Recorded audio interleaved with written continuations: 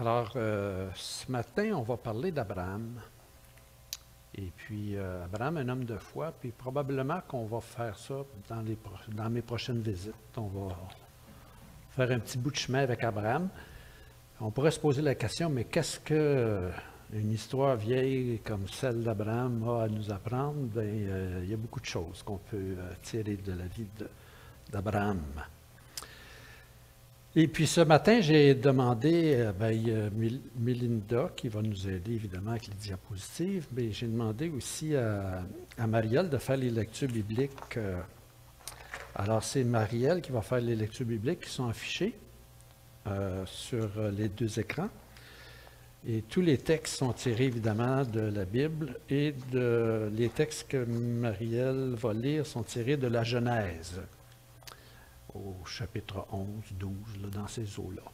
Parce que l'histoire d'Abraham, elle est située dans l'Ancien ou le Nouveau Testament? Proche de l'Ancien. OK, on va être plus précis dans quel livre? Genèse, et on va être plus précis dans quel chapitre? Non, pas Abraham. 11. J'ai dit ça, 11? OK. Ça commence à 11, oui, c'est ça. Ça termine à 25 à peu près. Je vous encourage à lire, là, si vous avez un intérêt. C'est vraiment intéressant.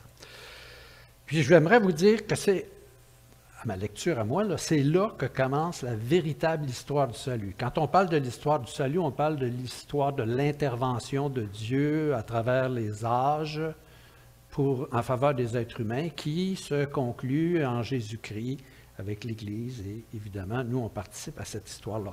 Mais dans les Écritures, moi, je vous dirais que c'est là que ça commence, la véritable histoire du salut, telle qu'elle nous est racontée dans les Écritures.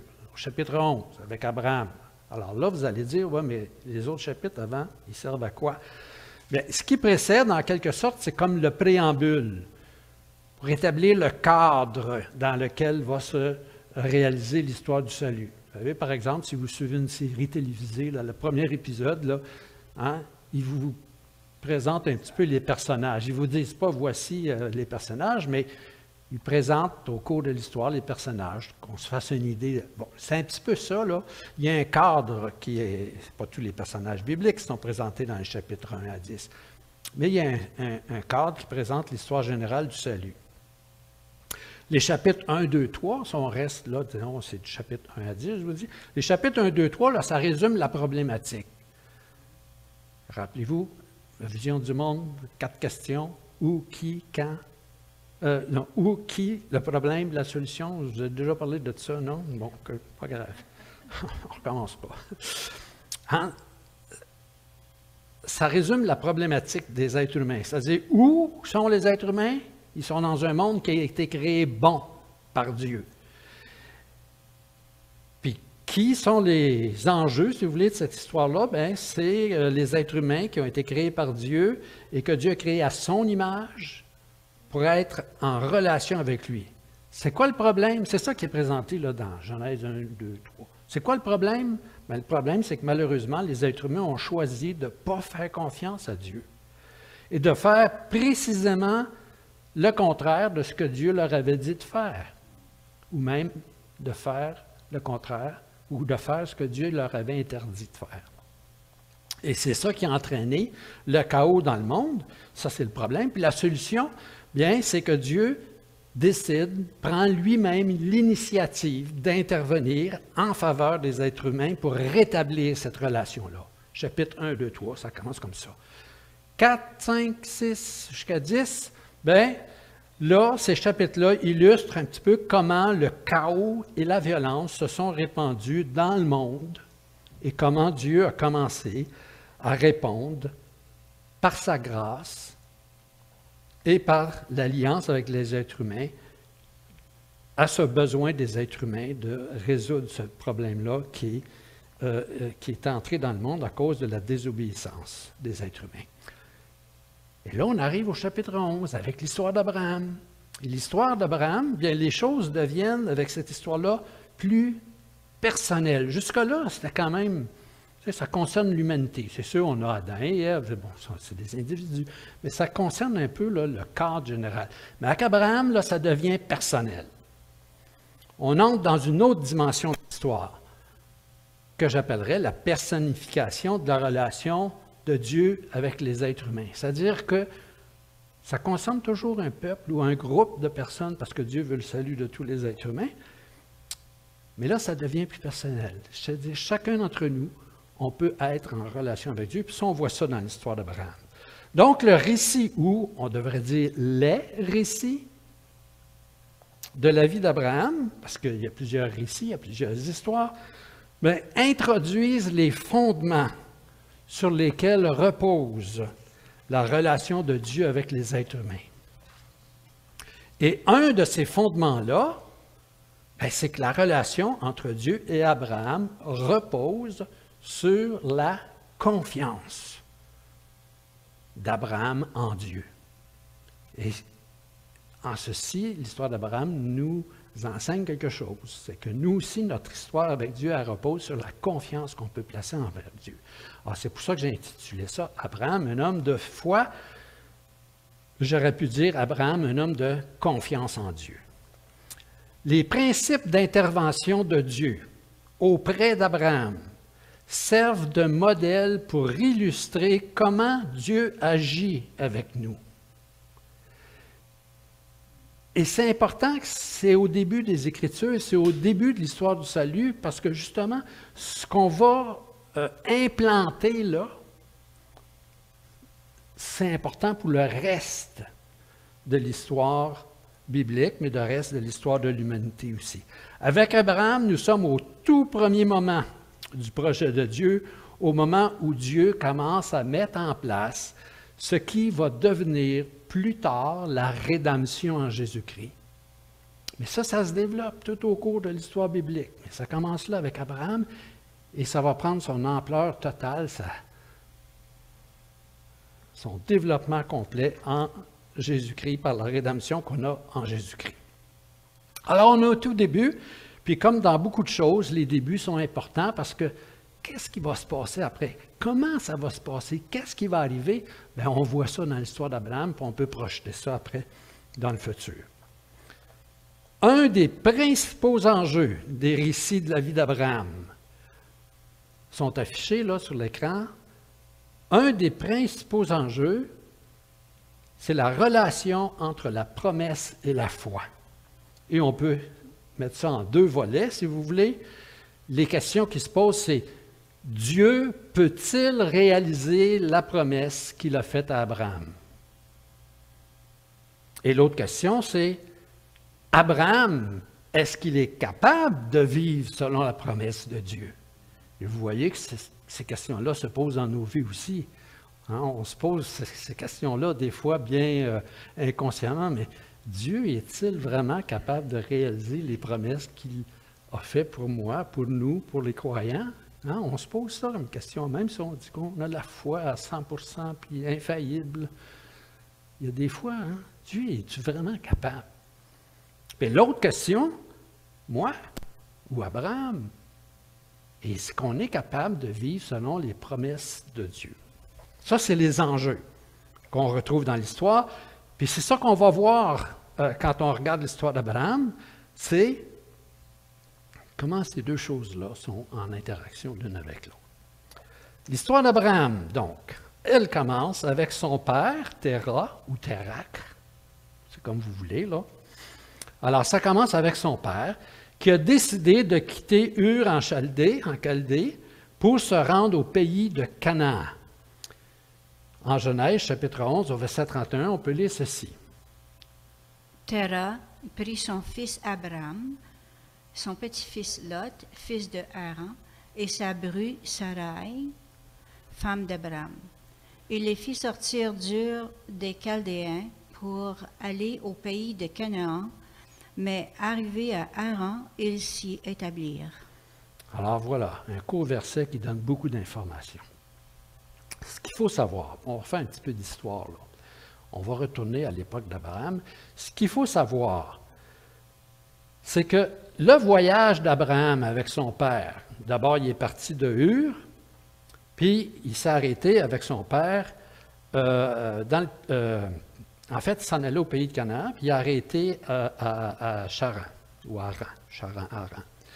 Puis, regardez, on va voir ça, c'est les diapositives. Ça, c'est la région, je ne sais pas si vous reconnaissez ça, là, la mer Noire, la Grande Mer. La Grande Mer, c'est quoi ça?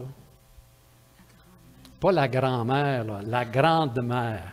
C'est la Méditerranée. Oui, c'est la Méditerranée.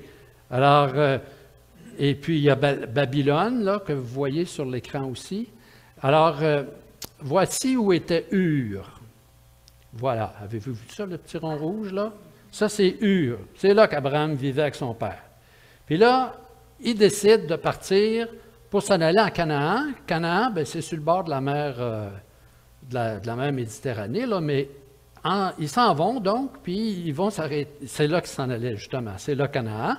Et puis, ils s'en vont, puis dans leur voyage, ils vont s'arrêter à Charan prochaine.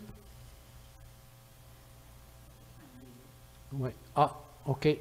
Bouge pas. Bon, ça, c'est ça que je voulais surtout vous expliquer. Savez-vous ce que c'est, ça? Oui, mais plus précisément, le vert, ça représente quoi? Oui, en français. Le croissant fertile. Alors, le croissant fertile, c'est une région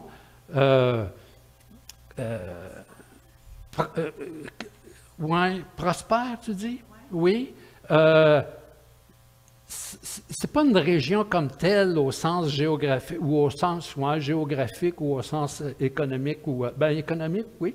Mais c'est parce que dans cette région-là, là, les terres étaient très fertiles, surtout à cause des pluies. C'était une région qui recevait beaucoup de pluie, alors qu'autour de ça, il y a beaucoup de montagnes où ça pousse moins, puis il y a beaucoup de déserts. Mais dans le croissant fertile, là, c'était là que ça se passait. Là, c'était fertile.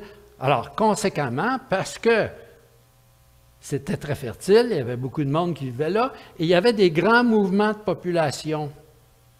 À l'époque d'Abraham, il y avait des grands mouvements migratoires dans le croissant fertile.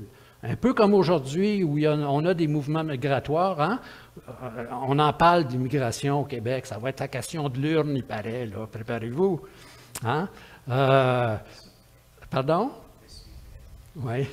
Alors, il y a beaucoup de migration dans notre monde. À l'époque d'Abraham, c'était comme ça. Puis la migration, ça se passait dans le croissant fertile, entre la Babylonie puis le pays de Canaan.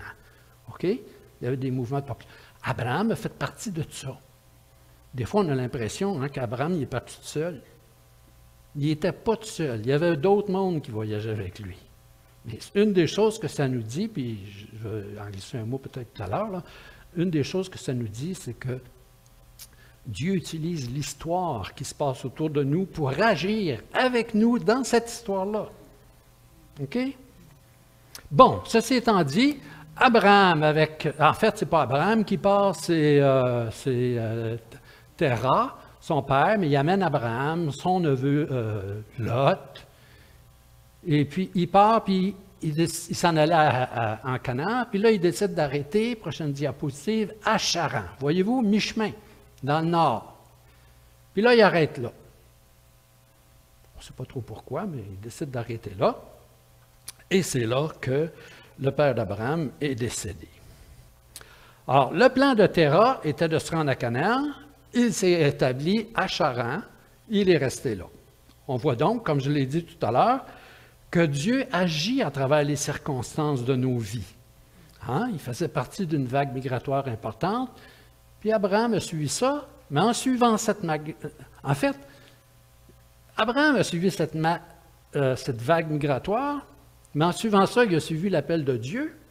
Ou, si vous voulez, Abraham a suivi l'appel de Dieu, puis en suivant l'appel de Dieu, il a suivi la vague migratoire. OK? Dieu agit à travers nos circonstances.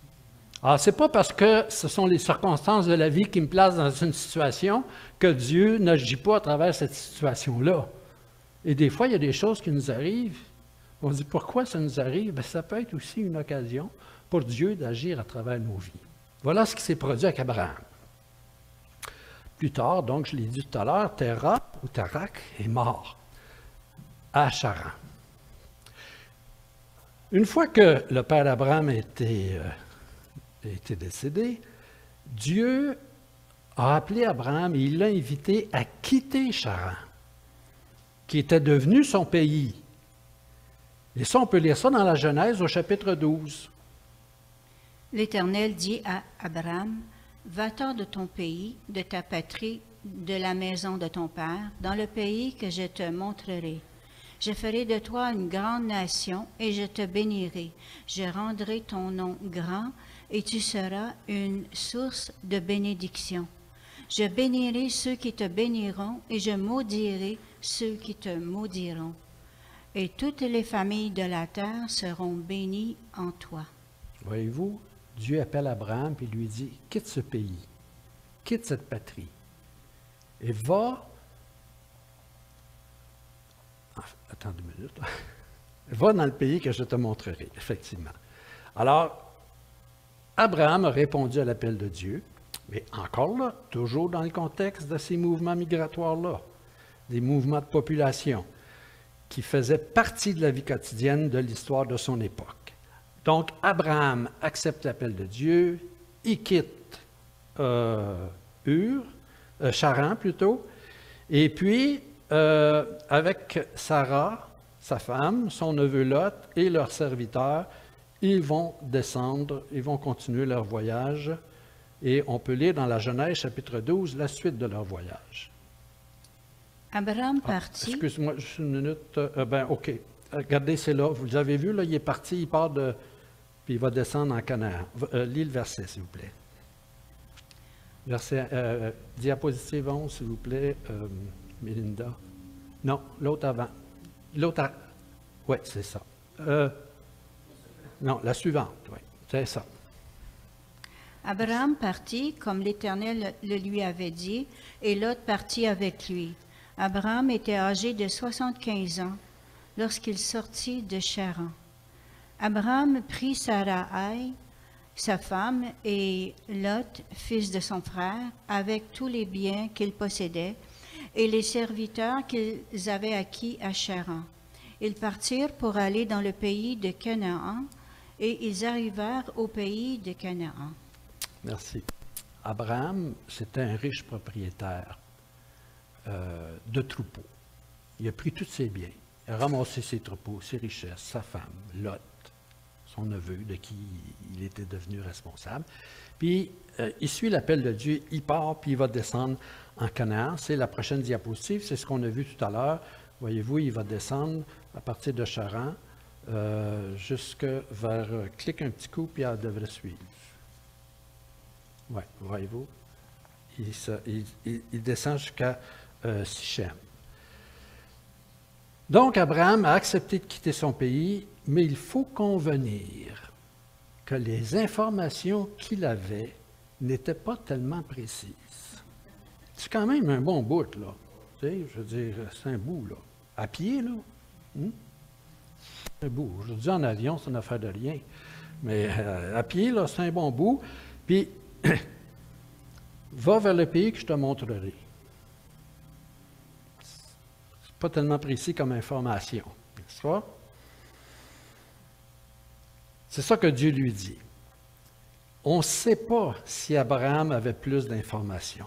Mais ce qui est important de retenir ici, c'est que l'accent de cette histoire-là repose sur l'appel de Dieu et la foi d'Abraham, ou qu'Abraham place en Dieu. Rappelez-vous que les enjeux de cette histoire-là, c'est est-ce que Dieu est capable de tenir sa promesse? Et puis, est-ce qu'Abraham est capable de vivre selon la promesse? Alors, en plus de ça, Dieu demande à Abraham de quitter des choses qui sont la base de son identité personnelle. Son pays, sa parenté, sa famille, sa maison paternelle. Je ne sais pas si quelques-uns d'entre vous connaissez le médecin Paul Tournier. C'est un médecin suisse qui a écrit plusieurs livres, c'est un croyant. Et un de ses livres qu'il a écrit, ça s'appelle « L'homme et son lieu ». Et dans ce livre-là, il présente le fait que les êtres humains ont besoin d'éléments stables dans leur vie pour développer le sentiment de sécurité qui va générer ou produire un équilibre psychologique. Chacun d'entre nous, on a besoin de ces éléments stables-là dans notre vie pour développer notre identité. Et ces éléments-là, ils appellent ça notre lieu. Et chacun d'entre nous, on a un lieu. La famille, la parenté, le pays où on demeure, la maison paternelle d'Abraham, par exemple. Alors, voyez-vous, pays, famille, parenté, tout ça, nous dit Paul Tournier, ça contribue à créer notre lieu, et si on a un lieu qui est stable, c'est-à-dire si ces éléments-là sont stables, l'être humain peut développer une identité qui est sécure, il se sent en sécurité. Mais Dieu demande à Abraham de quitter tout ça. Tout ce qui produit la sécurité dans sa vie, quitte ça. Puis va vers le pays que je te montrerai. Oui, mais Seigneur, tu pourrais-tu donner un petit peu plus d'explications? Remarquez qu'à ce moment-là, rien n'est dit au sujet du pays où Abraham doit se rendre. Le futur d'Abraham repose dans l'intention de celui qui a fait la promesse, c'est-à-dire dans l'intention de Dieu. C'est là que repose le futur d'Abraham, dans l'intention de Dieu. Mais Abraham, pratiquement dans sa vie de tous les jours, là, il n'y a pas ça entre ses mains, là. La seule indication que Dieu lui donne, c'est une promesse, qu'il fera de lui une grande nation et que toutes les nations de la terre vont être bénies en lui. Il lui dit même, va vers le pays que je te montrerai, mais c'est pas c'est où ce pays-là, là. Mais je vais faire de toi une grande nation. Et puis tout le monde va être béni en toi. Alors pour Abraham, cette promesse-là, n'était pas si facile que ça à croire. Nous, quand on lit l'histoire d'Abraham, on dit, c'est évident qu'il pouvait faire confiance à Dieu. Oui, on dit ça parce que nous autres, on est à la fin de l'histoire. Tu sais, on l'a lu, le livre, là. On dit, ah oui, c'était facile. Non, mais Abraham, lui, il est dedans, là. Hein? Il est au début, il est dedans. La fin, il ne la connaît pas encore. Il n'a pas à table des matières. Où il peut dire, il va arriver ça, il va arriver ça, il va arriver ça. Comme nous, dans nos vies, hein, on aimerait ça avoir la table des matières. Qu'est-ce qui va m'arriver dans 2 ans, où je vais être? Puis, OK, c'est ça qui s'en vient. Hein? On ne le sait pas toujours. Ou souvent jamais. Nous connaissons le déroulement de l'histoire biblique et comment Dieu a agi en faveur d'Abraham et ses descendants. Et c'est pour ça qu'on a tendance à dire, c'était facile pour Abraham. Mais Abraham, lui, là, il n'avait pas toutes les informations qu'on avait. Lui, il disposait d'une promesse en 2 volets. Je te bénirai et tu seras une bénédiction pour toutes les nations. Donc, ce dont il disposait, c'était quelque chose de futur qui n'existait pas encore dans les faits, là. C'est quelque chose. Il disposait d'une autre chose aussi. Il disposait d'une information qui était sûre. Il disposait d'une information qui était factuelle, mais contradictoire aux promesses. Savez-vous laquelle? Les promesses, c'est « Je te bénirai et tu seras une grande bénédiction, puis tu vas être le père d'une grande nation. » Ça, c'était la promesse. Il n'y a pas d'enfant. Le seul fait solide qu'il y avait dans sa vie, c'est que sa femme était stérile. Puis lui, il commençait à être vieux. Hein? C'est ce qui nous est dit dans la prochaine diapositive, dans Genèse chapitre 11 au verset 30. Sarai n'avait pas d'enfant, elle était stérile. Imaginez-vous, la promesse de Dieu qui est pour un futur, mais si je regarde mon présent, la seule affaire dont je suis sûr, c'est que je commence à être vieux, puis ma femme est stérile. Alors, passer à l'action en se basant sur la promesse de Dieu, ce n'était pas si facile à faire. Et malgré cela, Abraham est invité à placer sa confiance en Dieu. C'est seulement après avoir quitté son pays, là où il était, une fois arrivé dans le pays de Canaan à Sichem, que l'intention de Dieu s'est quelque peu précisée et que Dieu lui a dit, « Le voici, au chapitre 12. L'Éternel apparut à Abraham et dit, « Je te donnerai ce pays à ta postérité. » Voyez-vous, c'est là. Une fois rendu à Sichem, Dieu renouvelle sa promesse à Abraham et là, il lui dit, « Voici, c'est ça le pays. » Et là, Abraham a dit quelque chose qui est devenu une expression extrêmement connue dans le monde entier. Il a dit, « Ouf! » C'était donc vrai. Ça vous est jamais arrivé, vous? Hein? Ouf! Mais prenons note que la promesse faite à Abraham s'inscrit dans un projet qui est beaucoup plus grand que lui. Parce qu'en effet, ce n'est pas à lui que le pays est promis, là. Regardez, je donnerai ce pays à ta postérité. Dieu a appelé Abraham à quitter son pays, toutes ces choses, aller vers un pays qu'il va lui donner. Puis quand il arrive dans ce pays-là, Dieu lui dit, c'est ça le pays pour ta descendance.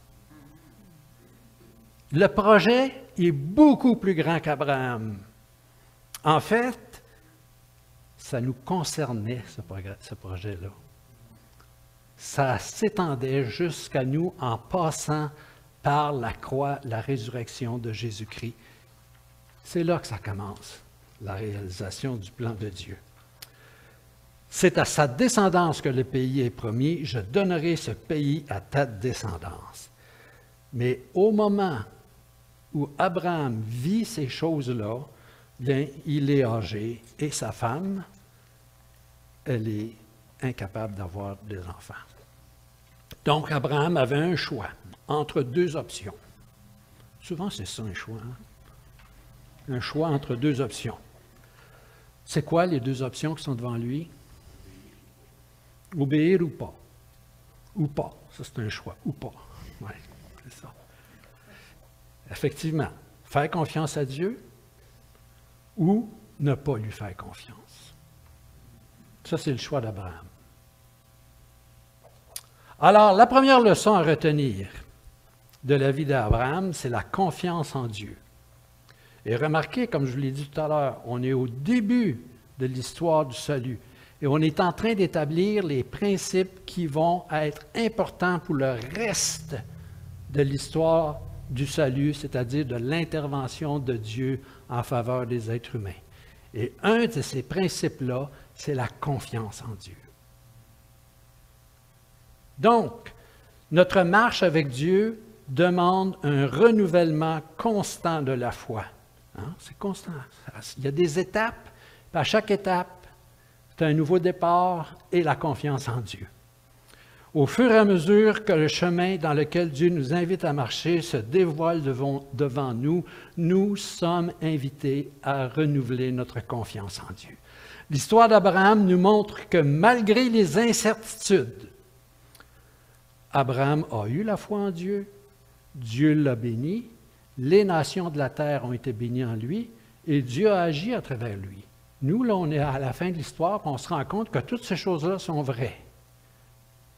Et ce qui me fait penser à ce passage dans le Nouveau Testament où c'est dit que ces choses-là ont été écrites pour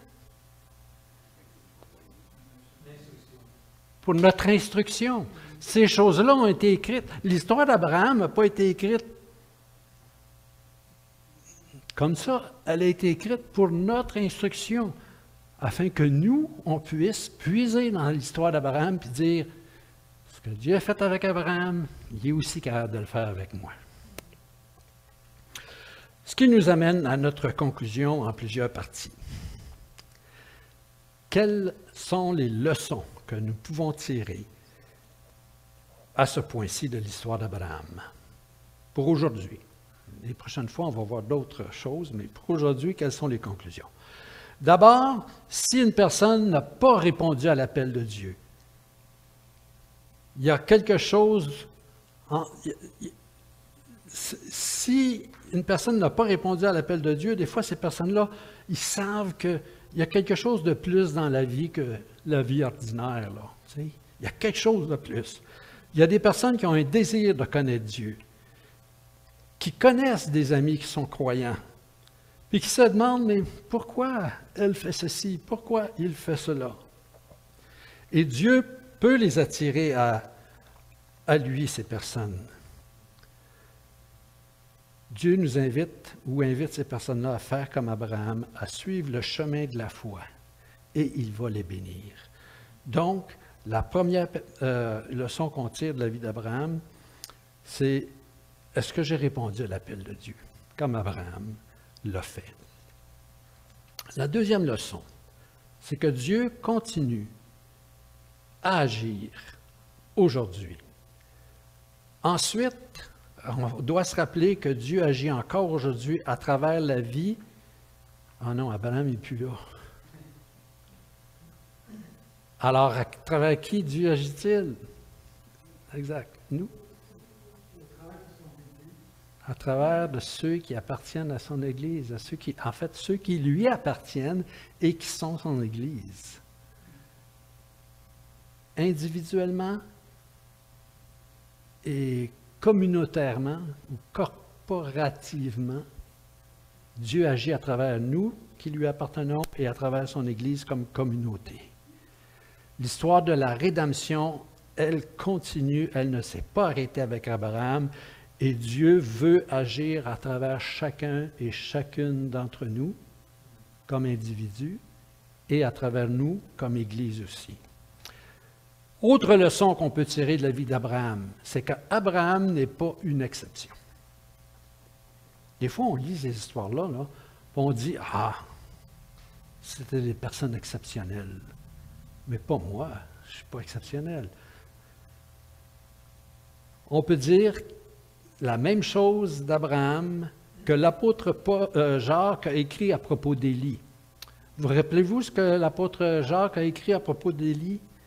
Il a dit qu'Élie était un homme de la même nature que nous.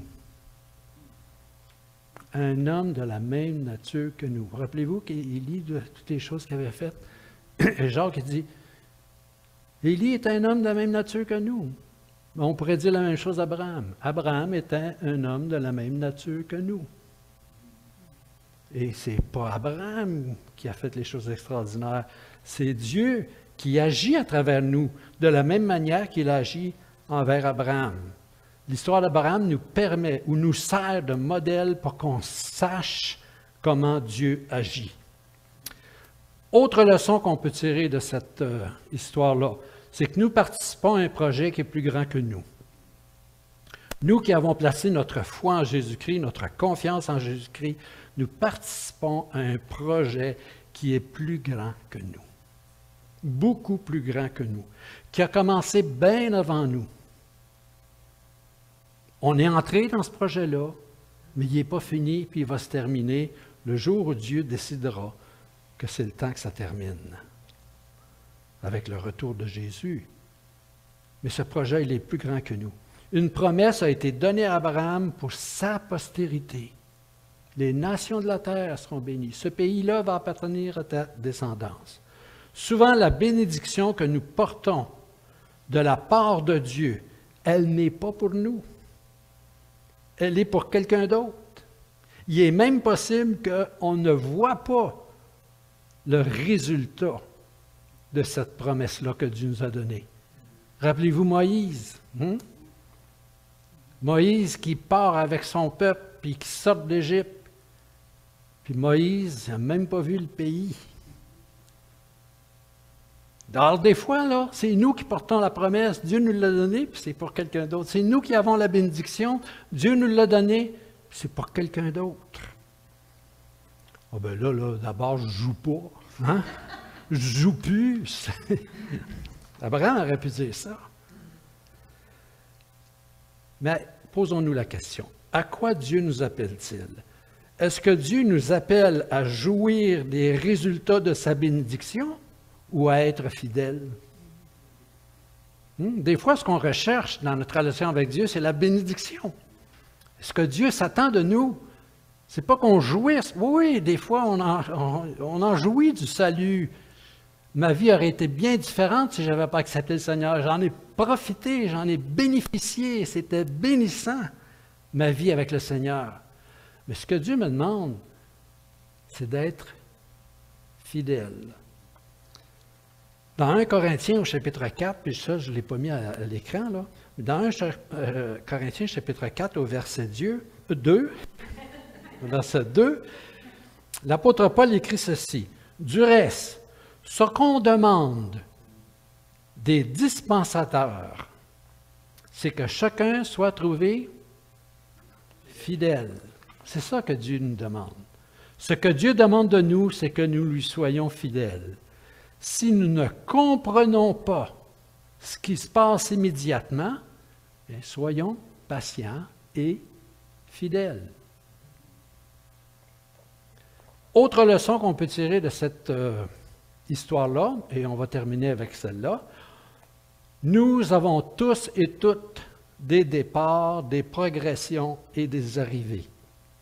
Cette histoire d'Abraham, c'est comme un archétype. Vous savez ce que c'est un archétype? Un modèle. Un modèle pour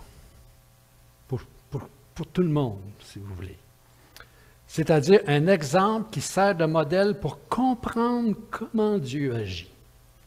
Et l'exemple d'Abraham peut nous aider à comprendre notre vie et lui donner un sens. Nous voulons tous être une bénédiction pour les autres, comme Abraham. Mais nous hésitons parfois à suivre le chemin que Abraham a suivi. C'est-à-dire une marche confiante avec Dieu, en marchant dans la confiance en Dieu. Sachant que même si on ne connaît pas toujours l'aboutissement de notre chemin, lui, Dieu, il est là, il supervise, il est au courant de tout ce qui arrive. Avant même que nous le lui demandions, Dieu connaît nos besoins, il sait et il nous dirige. Nous avons, chacun et chacune d'entre nous, des départs, des progressions, puis des arrivées dans notre vie. Puis là, je ne sais pas si vous êtes au départ, à la progression ou à l'arrivée, puis souvent dans nos vies, on est à un départ sur certaines choses, dans une progression dans une autre affaire, puis on est arrivé sur certaines choses. Puis on va repartir pour d'autres choses. C'est ça la vie, c'est des voyages constants de départ, de progression et d'arrivée. Nous avons tous des choix à faire qui sont comme des départs pour lesquels nous devons faire confiance à Dieu. Notre vie, c'est une succession de départs et d'arrivées. Et là, je pense à ce que Marco nous a dit tout à l'heure. Il nous a dit, je sais que le Seigneur, il me met à cœur d'y aller. C'est un départ, là. Puis Dieu va l'accompagner, puis il va y avoir une progression. Puis après, Marco va pouvoir dire, ben voici, je suis passé, j'ai fait ce voyage-là. J'ai marché avec le Seigneur là-dedans. On a toutes des expériences comme ça dans nos vies. Notre vie, c'est une succession de départs, de progression et d'arrivées. Et on peut faire confiance à Dieu dans ces choses-là. Si nous avons décidé de suivre Jésus-Christ, le récit de la vie d'Abraham nous rappelle que nous devons progresser continuellement dans cette voie en faisant confiance à Dieu, sachant que Dieu va agir en son temps.